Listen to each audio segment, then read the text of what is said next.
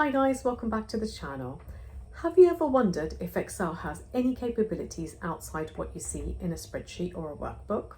Well, today I'm going to share with you 3 of my favourite add-ins right here in Excel, which are going to be better than ChatGPT. Let me share these with you. Okay, we're going to have a look at 3 of my favourite add-ins in Excel to make your life easier. So we head over to the Insert tab and Get Add-ins.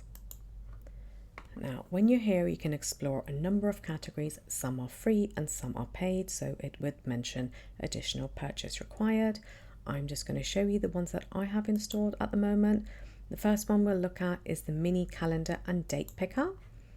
Let's add that. And now we have a really cool chart that you could use for many different things. So if we just move that over to here, and if you're populating a number of dates, instead of having to type it in one by one, you could literally go here and click and you see the date. And let's try some more. And once more. There you go. So you have a number of dates that are available here for you to use. Now let's look at another one.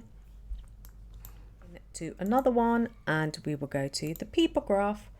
This gives you a lot of information and it looks very pretty. So if you want to customize any of your data, you just go over to this, select numbers as you want, your title, and then you can select your data.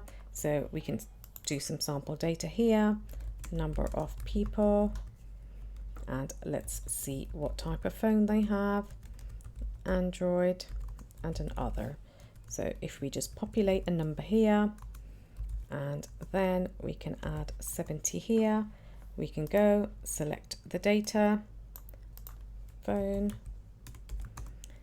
we select the data and we create, and you see that it just updates it here. So a very visual way of showing your data.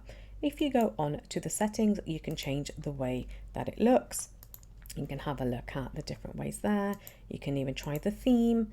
You can change it to pink, into any other color that you want. You could also look at the different shapes. So if there's anything to do with money, revenue, anything to do with time and devices, we could. Okay, and the last one that I really like to use is the QR code generator. So once again, we go across to the add-ins, get add-in, go over to the store, and you can type in QR code, search for that. And this is the one that I particularly like using, QR4 for Office.